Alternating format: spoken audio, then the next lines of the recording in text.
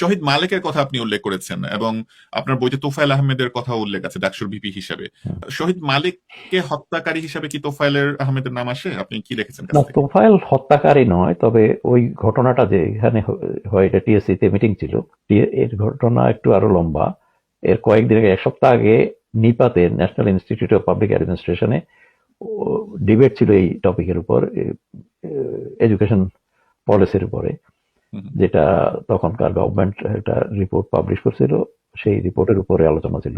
সেই আলোচনায় আব্দুল মালেক বক্তৃতা করেন এবং খুব ভালো করেন আর কি কোনো বক্তৃতায়। এরপরে ওরা ভোটাভুটি করছিল, এর পক্ষে কজন বিপক্ষে কজন দেখার জন্য। তো হুম। ভোটাভুটিতে আমরাই জিতে যাই আর কি। আচ্ছা।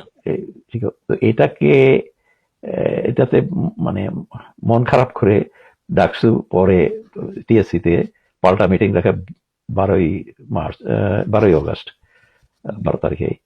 তো সেটাতে তোফায়েল সভাপতিত্ব করছিলেন। আর আমরা তখন বক্তৃতা করতে চাইলাম, আমাদেরকে পারমিশন দিতে পারলো না, বললো যে অন্যরা রাজি হবে না, আপনারা একটু ইয়ে করে যান, সফর করে যান, ইত্যাদি ইত্যাদি। জি। পরে যখন মোজাহিদুল ইসলাম সেলিম পয়লা বক্তৃতা করতে শুরু করলো, সে কোরআনের বিরুদ্ধে মন্তব্য করে, আমরা আপত্তি করলাম। তো সেখান থেকে গোলমাল শুরু হয়ে গেল। সেই গোলমালে প্রথম দিকে তারা হল ছেড়ে পালাইছিল। পরে আমরা যখন বেরিয়ে আসলাম, রেস কোর্সের মাঝামাঝি ঘেরাও করে তারা পিটায় আব্দুল মালেক আর এক ভাই গাজী ইদ্রিস, এদের দুজনকে মানে প্রায়